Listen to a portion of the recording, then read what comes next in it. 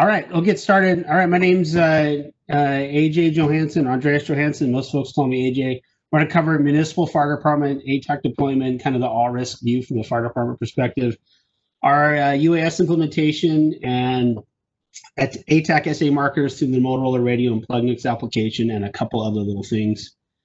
We got started a little late, so I'm going to have to jam through some of this. All right. Let's get going, PowerPoint. Here we go. All right, a little about me. I started in the Forest Service in '94. Spent most of my time there on the hot shots, about 5 years. I've always been kind of drawn to the maps. I love wildland firefighting. I was our geek squad. I was taken to the radios and the GPSs, and just kind of fell in love with that sort of it. So ATAK definitely, I'm very fond of it for that matter.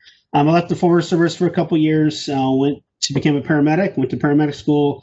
Spent a little bit of time on an ambulance before I got picked up with CAL FIRE. Spent 5 years with the CAL FIRE, got back into wildland firefighting more, and I got into the single resource role as a field observer for you non-fire folks. And the ICS position, you work under plans, the situation unit. You go out in the field, you collect intel. And so I really liked that job, you know, collecting where dozer line, fire line was, hazards, drop points, and bringing that back to the situation unit so it ends up on a map like you see in your bottom right-hand corner on this slide. So I worked for CAL FIRE for about 5 years, and then I've been at Corona the last 15, local government department, still attached to the Forest Service and CAL FIRE, working as, going out as a situation unit leader on their incident management teams. So who we are at Corona, or we're located in Southern California, halfway between LA and San Diego, about 14,000 calls for service annually. We do border the Forest Service and CAL FIRE. So we work with them locally and then also deploy across the state supporting mutual aid like we are right now. We've got about 10 guys out right now supporting fires across the state. We have mutual aid agreements with 7 surrounding agencies, serve a population of 150,000. We've got major freeway intersection, rail, commercial manufacturing, single family, multifamily residential, small airport. With daily staffing of 33 deployed across 7 stations. We run a battalion chief, 7 paramedic engines, a paramedic truck, and we cross staff a Haz-Mat unit and a wildland fire engine. I say all that to say we're a busy little city. So how we got into TAK, I left the CAL FIRE AMTs at the end of 16. It was a pretty busy year. Wanted to finish up some educational goals. So I was kind of out of pocket for a season. Back in 2014 was the first time we had an MQ-1 Predator on the rimfire, and that was like blew the socks off people. It was amazing. We didn't get much use of those RPVs for a couple years. 2017, we had some very busy season up north, north of the Bay Area, Napa wildfires. We got the MQ-9 Reapers on those. And so in 2018, I decided to sub back in, and I got deployed to the Mendocino Complex wildfire. And when I showed up there, we had an MQ-9, and I went and I was rapping with the guard guys and saw the capability, and I was pretty impressed. And a few days later, I got a cold phone call from a gentleman named Eric Aslan from the Forest Service. Some of you may know him in the TAK community. He's been one of the proponents of getting ATAK for wildfire use. And never met the man before. He told me about this program called ATAK. I told him I'm on iOS, I'm not on Android. But after about an hour conversation, I was so enthralled with what he said. He told me I can bring you this live geospatial video to a tablet or your phone. So that night, I was up in Ukiah, California. I went to Walmart and bought the nicest thing I could get there was a Samsung Tab A. And the next day I learned about ATAK, and that night we had live geospatial video over our operations map, and it was profoundly cool. Showed it to the operations folks, their jaws dropped. It was amazing. A few months later, I subbed again on another IMT, and we got the campfire. At that time, a very catastrophic wildfire, high fatality, ripped through the whole town of Paradise. And we did some integrations there with the MQ-9, RC-26, and the Boeing in situ Scan Eagle. What you see below there, that screen capture is the first operations map of the campfire, and that is the next morning. The the question I got from the IC was, where is the fire as it crossed the feather weather drainage? I said, let me show you something on a tablet. And, we had the direct shot right down the Feather River. We could see that the fire had not crossed the river yet, and this was live. Again, jaw dropping from the IC's perspective. This was just amazing technology. At the time, though, kind of stovepipe. It's just with me, but we're doing a lot of we were doing experimental stuff with it. So how we got it back to CoronaFire, obviously, I saw the value of this program, what we could do, back home with it day to day. We kind of had a paradigm shift from Android, from our Windows and iOS devices. We were deployed on our EMS side, Emergency Medical Services, doing our EMS reporting on Windows-based toughpads that were clunky. Just Windows in that environment just did not operate well.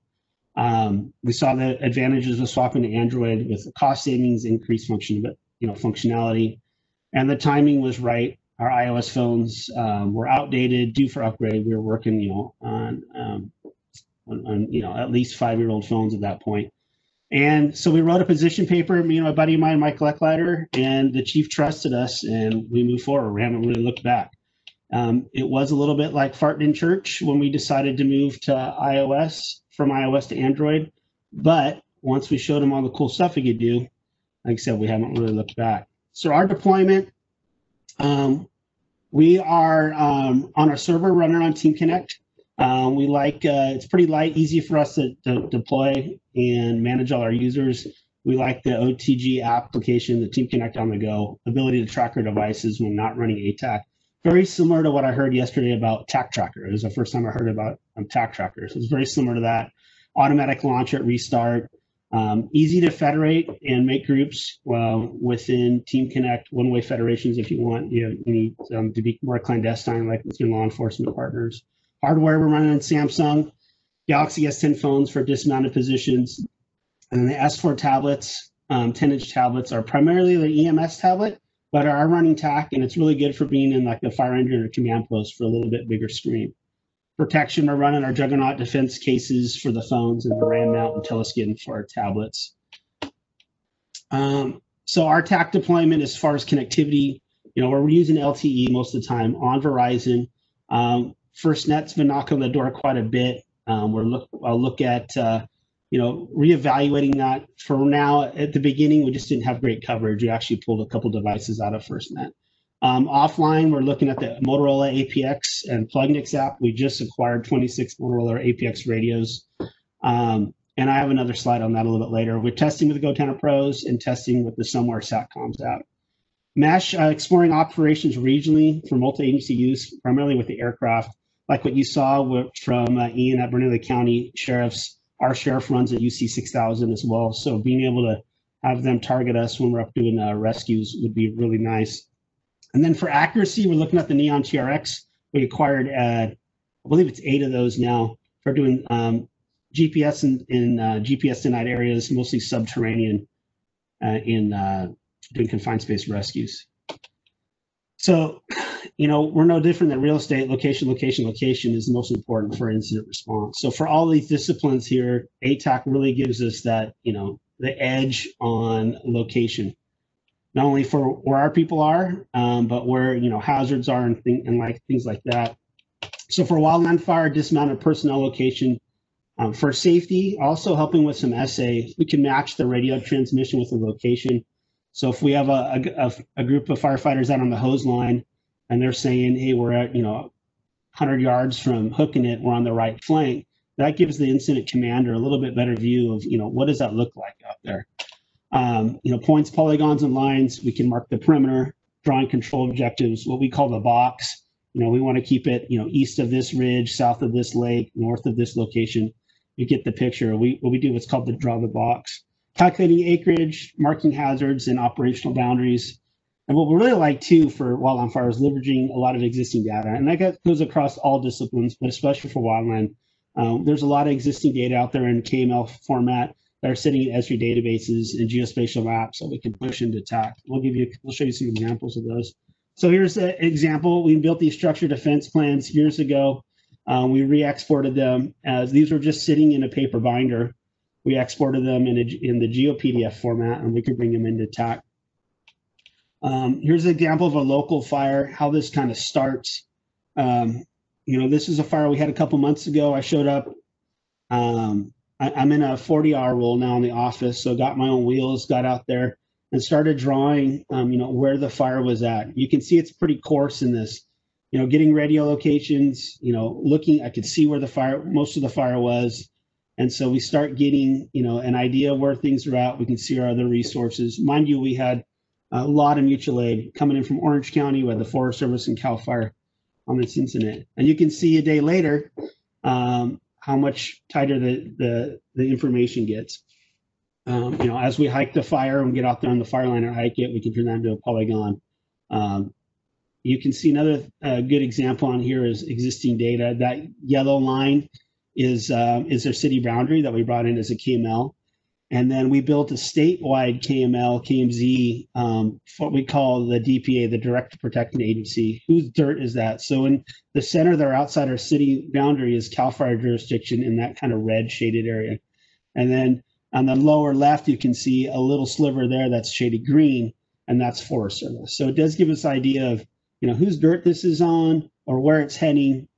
You can also see in the marker in here, when I was hiking the fire, I marked where a smoldering snag was, a tree that was standing that was smoldering at the base.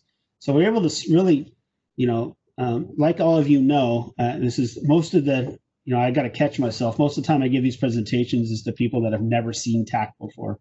And I got to remind myself, you guys have all seen TAK, just showing you how we use it in the fire department. Large wildland fires, I'm not going to dive deep because Brad did an excellent demonstration yesterday on using TAK for large wildfires. But this is the creek fire. Again, we were able to get a lot of the Sonam XP8s from OES out on this incident. We had, I think, 30 or 40 on this incident.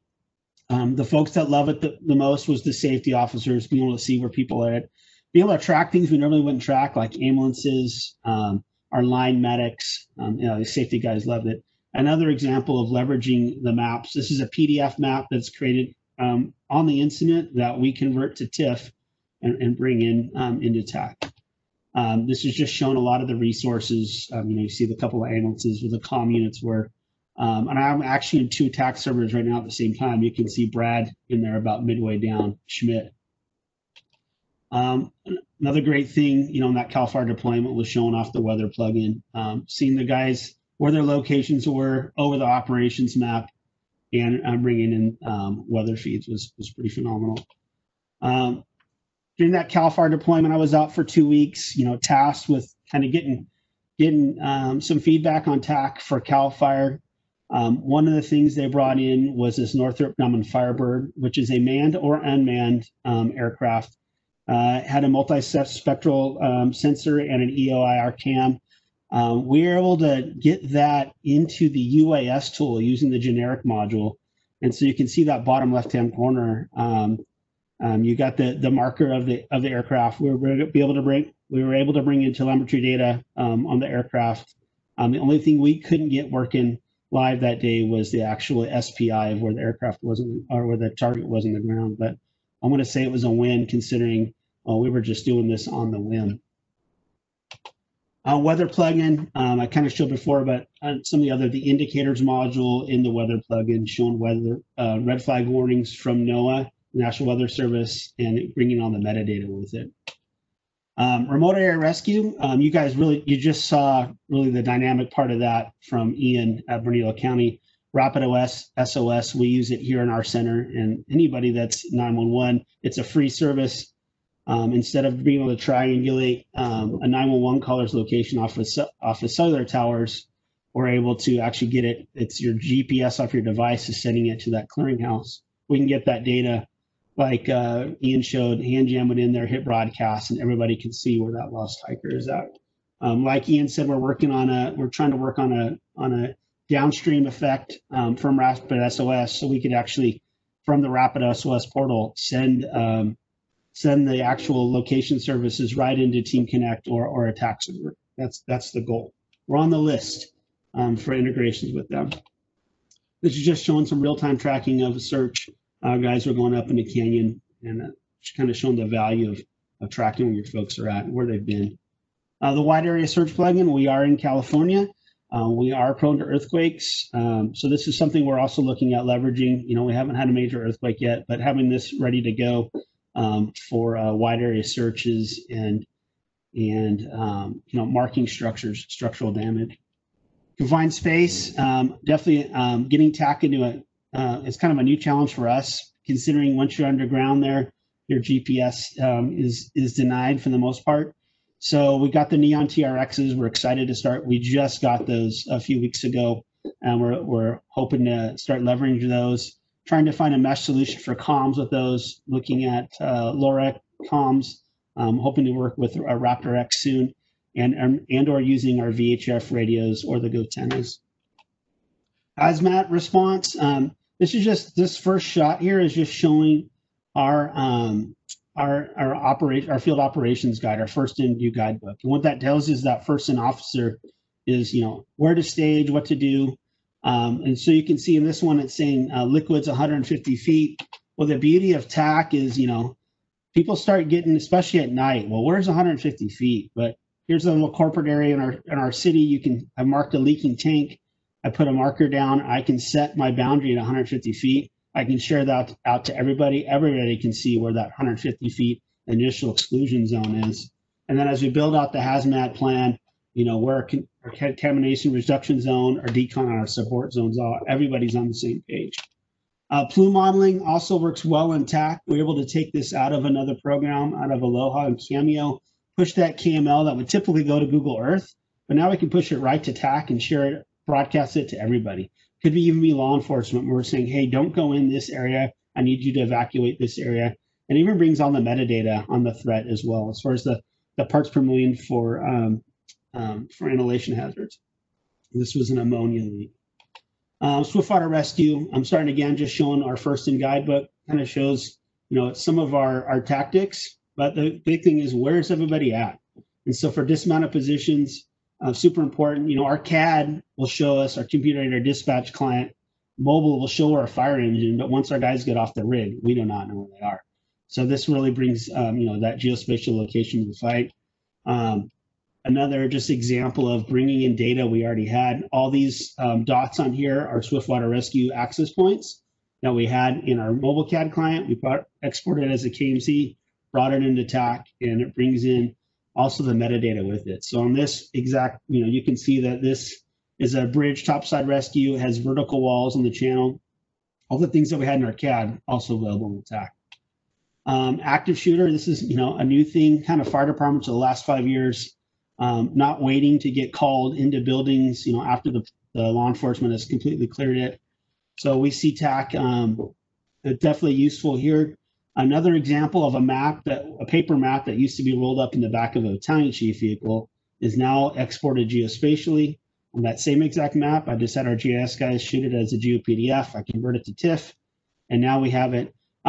What's great about these maps are, the back of the battalion chief vehicle, he may be getting reports that someone's calling 911 and I'm in classroom J102. But us on the ground in the field don't know where J102 is, unless you went to high school here and you just got out, you might know not know where J102 is. But now we have that geospatial data. And the IC can mark where the hot zone is, when we're not supposed to operate.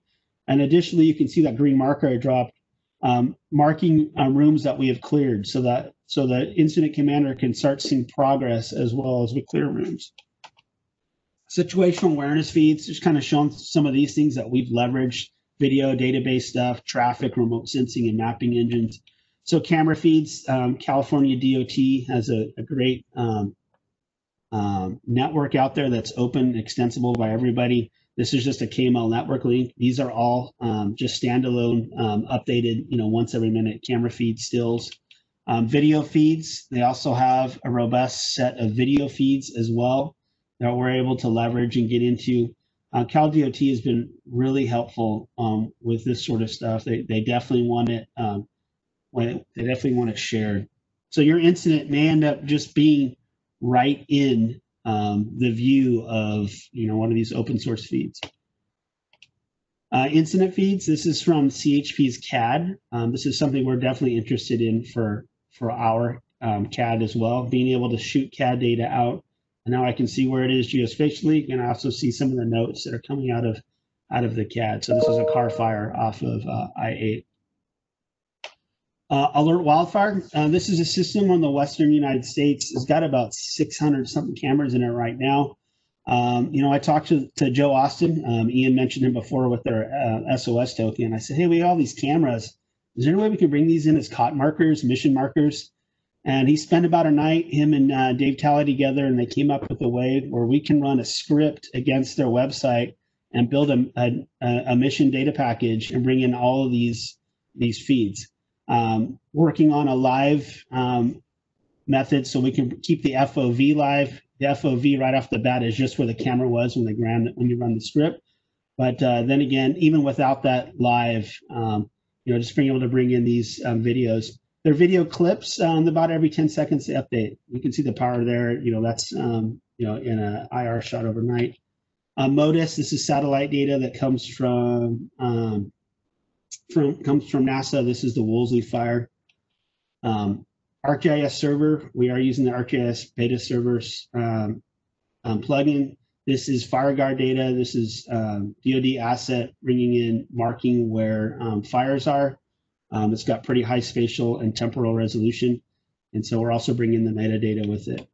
Another view of using ArcGIS server, the beta plugin, is the blue is a perimeter of a fire brought in from an aircraft. And then the other part is a model from WiFIRE. We're able to push that KML out or bring it into the ArcGIS server of where the probable fire spread will go. Google real-time traffic. I love ATAK and I love that it caches my maps, but at the same time, it doesn't work great for traffic because then it wants to cache that last image. So we found out a way to get it on TAK maps. A bunch of people working around in there in the forums, and we found out, hey, we can put this into the weather plugin. So this is actually live Google traffic, but in through the weather plugin. This is Waze real-time traffic that we brought in. This came from Cal DOT. And then also they actually publish all those electric message signboards. I just thought this was pretty funny. Our UAS deployment. We're running the DJI Mavic 2 Enterprises. We're using LTE for comms, the Wowza server managed by PAR, and we're using the Pix4D React for mapping. So if you haven't been flown in the UAS tool, this is what it looks like from the observer view. Full nadir, it's pretty well geo-rectified. We're not putting bombs to windows, so it's close enough for us. Tracking the SPI. This is from an MQ-9 on the Kincaid fire last year. This was a direct ask from the Wildland fire community. I said, hey, I can track the aircraft, but I can't track the SPI. Do you think we could do that? And I think, a next version later, we got it. This is just showing pre-event Google Imagery versus what we can collect from our drones. So keep an eye on the pool right there. Now you can see if this wildfire is going through, we can map that and then get that out as our next base map. This is also using Pix4D React. This is a trench rescue drill we're running. Mike got the drone up, flew it real quick, took a couple shots, and we got it out in about 15 minutes over the server. Other areas of interest, aero computers. I won't go into that a whole lot other than you guys just saw that with Ian. This is all our markers in the aero computers. Plugnix and Motorola plugin. We're able to work with Plugnix and get them working where we're able to send PLI and SA markers over regular VHF comms, which is a quick video. You can see him drawing a shape. He's connected on the left one to the Motorola radio there. He hits send. It's broadcast and it shows up on the phone on the right. Next, we went out in the field, did about 6 kilometers. All right, just received a red diamond. So that red diamond showed up there. Somewhere Labs, and I know it's 1 o'clock. I'm going to jam through this. Somewhere Labs, we just got those. We're testing with those. Pretty unique setup. It's connected to the TAK server on the back end. So even though I'm messaging with Eric here, he's on LTE, just has the Somewhere Labs plugin. I'm on the Somewhere Labs using the actual SATCOMs. We're able to communicate back and forth over chat. Critical response group maps. We're going to partner with them. private-public partnership with a lot of the buildings we have in town. We've got Kaiser Call Center, our hospitals, large, the school campuses, be able to get much better maps. You can see the detail you can get out of that. So we're hoping that we'll have the build, the apartment complex and stuff pay CRG to build these maps, and then we're able to get them and then put them into TAK. Another thing we like to do is anything going to run Android, put ATAK on it. So this is Phoenix Automotive. This is Mike Lecklider who's on this. This is in his Toyota Tundra. I'm going to run in TAK right on this, replace his whole car stereo and air conditioning with this big screen. Bluestacks Emulator, we run, one of the things is most fire engines and cop cars have got these Panasonic Toughbooks, and WinTAK's just not mobile friendly in my opinion. So being able to run ATAK on a purpose-built emulator was something I would love to see. Bluestacks works pretty well. It just needs a little bit of refinement. Chromebook works really well in the developer mode. Touchscreen works great. Challenges I see, connectivity for us, but that's not really out of this. I'd say for the TAK side, mapping. If we could get geospatial PDFs in TAK, that would be huge for WILDFIRE. Tactics, also for public safety, would be amazing. An emulator purpose-built for ATAK would be awesome. Having plugins available outside of TAK Maps on the Play Store eventually would be awesome. And then oversight for the Civ side. Would love to have, if we could have a little bit or some sort of access or understand the access into the steering group to just get it a little more civilianized, icons, make sure the icon sets stay updated, nomenclature, so we could set roles more in line with public safety. And the integrations, opportunities we see down the road, terrestrial stuff, working with the Raptor team for LoRa. We're going to be working with NIST and the WildFire Data Ferry, and then keep working with the Celestial access for connectivity. And then we're going to keep moving forward with the CBRM plugin with the DOE and the California National Guard 9th CST, Rapid OSS I mentioned, and then trying to get CAD client messaging and vehicle locations into TAK. And last but not least, our NICS, the Next Generation Incident Command System and Scout with MIT Labs. All right, I only went 3 minutes over. Any questions? Sean, I saw your message. I saw you said you're working as hard as you can on the GeoPDF. I appreciate that. And I will have to say, the TAK Product Center is awesome. A lot of stuff we asked for, man, you guys turn it around so quick. I definitely appreciate it. I'm not sure where I can see all of these messages at, Charlie. Is it in the, where do I show chat?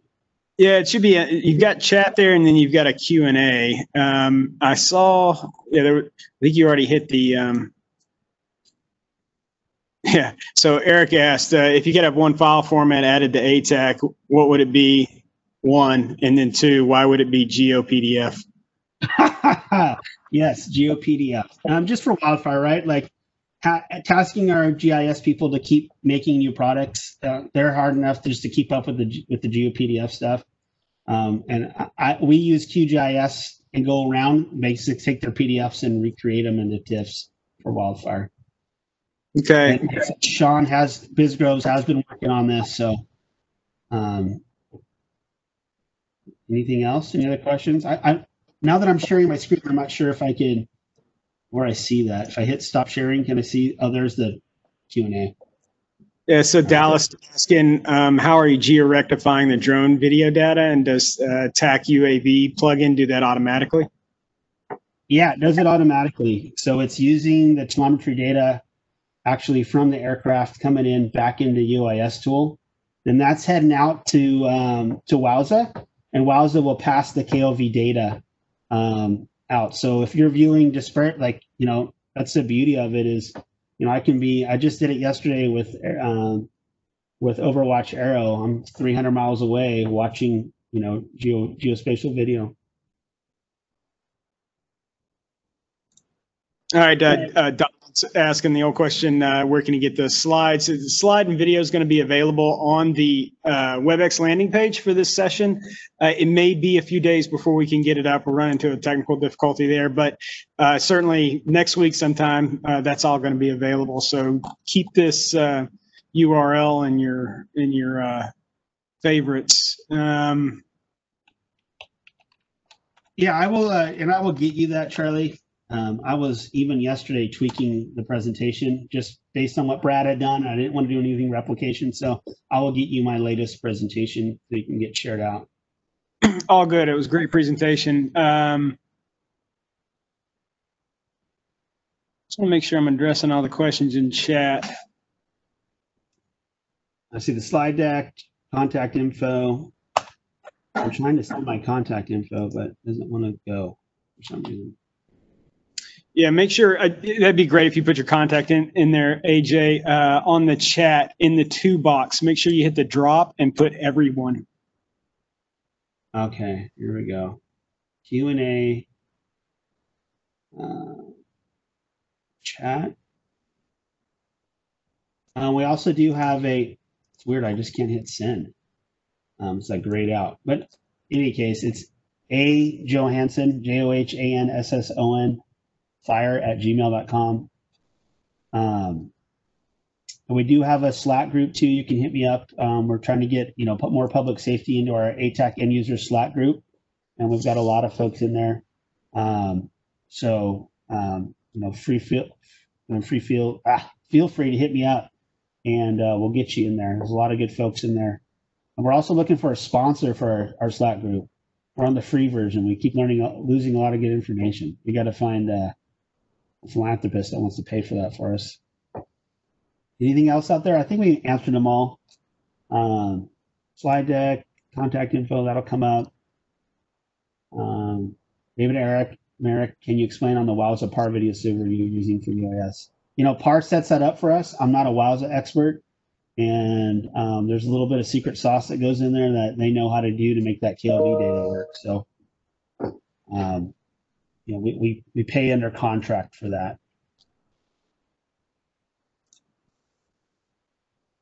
Yes, there's always secret sauce. Anything else? I think that's it, man. All right, I think we're good to stop. Yep. Okay. Thanks, AJ. Appreciate you taking the presentation. Excellent. All right, man. All right. All right. Out here.